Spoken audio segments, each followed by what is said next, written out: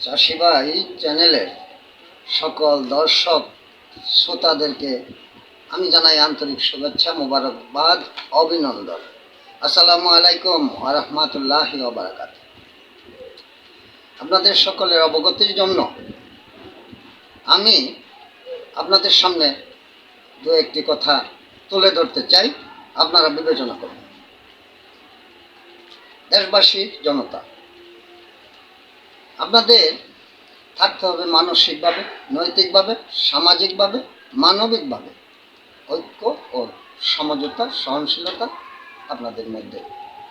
এটাই শিক্ষা এবং নৈতিকতা ও ধর্মীয় অনুভূতি চেতনার অংশ। আপনারা দেখুন, আজকে বাংলাদেশের সামাজিক, মানবিক, রাজনৈতিক এবং অফিসিয়ালি সর্বস্তরে এক যেন অন্ধকার মেঘাচ্ছন্ন আকাশ, যেমন ঠিক তেমনি সমাজে এক ধরনের বিশৃঙ্খলার আভাস পাওয়া যাচ্ছে। সাথী বন্ধুগণ, যারা দেশ, সমাজ, রাষ্ট্র, সভ্যতা নিয়ে চিন্তা ভাবনা করেন, শুধু মুখে বললে হয় না, কিছুটা তার অঙ্গ ভঙ্গি, দিক নির্দেশনা, যে কোনো অন্যায় অবিচারের যে কোনো কৌশলে প্রতিবাদ করা সকল মানুষের একটা দায়িত্ব। দেখুন, বর্তমান বাংলাদেশে একটি আন্দোলন সংগ্রামের বিনিময়ে একটি অস্থায়ী সরকার গঠিত হয়েছে। এই অস্থায়ী সরকারের শাসনামল চলছে খুব স্থিমিত, ধীর গতির প্রশাসনিক এবং অফিসিয়াল কার্যক্রম।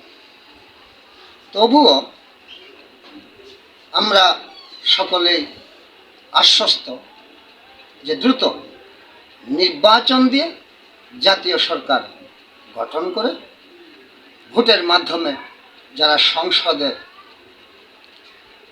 প্রবেশ করবেন, তারা আইন, বিচার, সমাজ, রাষ্ট্র এবং মানুষের অধিকার দৃঢ়ভাবে, বলিষ্ঠভাবে, নৈতিকভাবে প্রতিষ্ঠিত করবেন। এটাই নিয়ম। কিন্তু ইতিমধ্যে একটি আন্দোলনের জোয়ার ভাটার সৃষ্টি একটি রাজনৈতিক দল, নাম নাকি এনসিপি। এই ছাত্রদেরকে রাজনীতি করতে নিষেধ নাই, তবে তারা যেই মশানে, যেই ইমোশনে, তারা যেই ধরনের অঙ্গভঙ্গিতে, তারা যেই ধরনের বেয়াদবিপনা এই রাষ্ট্রে প্রচার প্রকাশ করতেছে, তাতে মনে হয় যে তারা শুধু নতুন দল কইরা ছাত্রদেরকে উদ্বুদ্ধ করার জন্যই নেতৃত্ব দিচ্ছে না।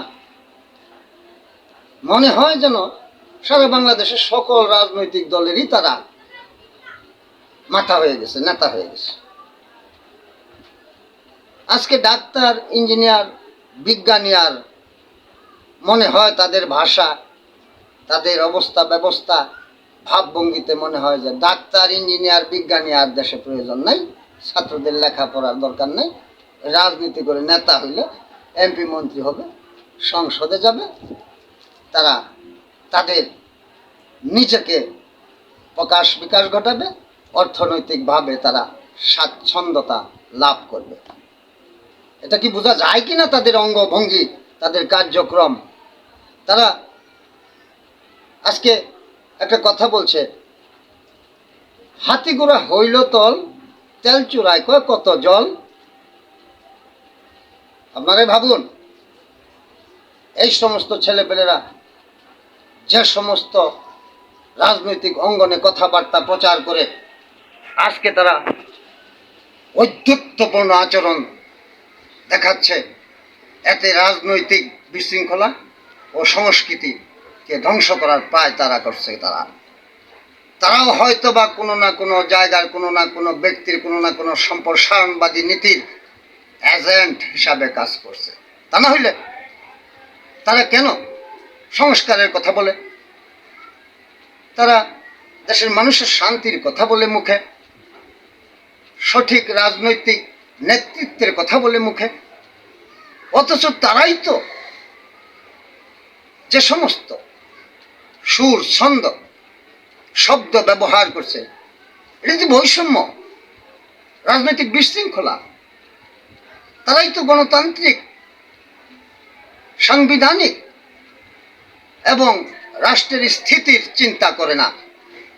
তারা তো নিজেকে প্রতিষ্ঠিত করার জন্য আজকে কলেজ বিশ্ববিদ্যালয়ের ছাত্রছাত্রীদেরকে নেতৃত্বে নামাইতে লেখাপড়া বাদ দিয়ে তারা উদ্বুদ্ধ করছে, আর দেশে বিশৃঙ্খলা সৃষ্টির পায় তারা চালাচ্ছে। এখন অবস্থার থেকে এই দেশবাসীকে রক্ষা করতে হবে।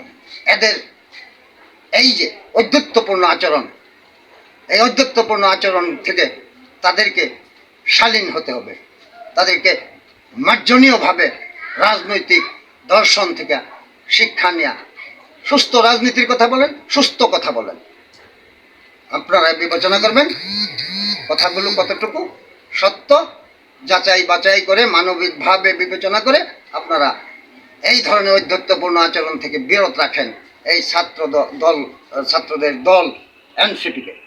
আসসালামু আলাইকুম ওয়া রাহমাতুল্লাহি ওয়া বারাকাতুহু।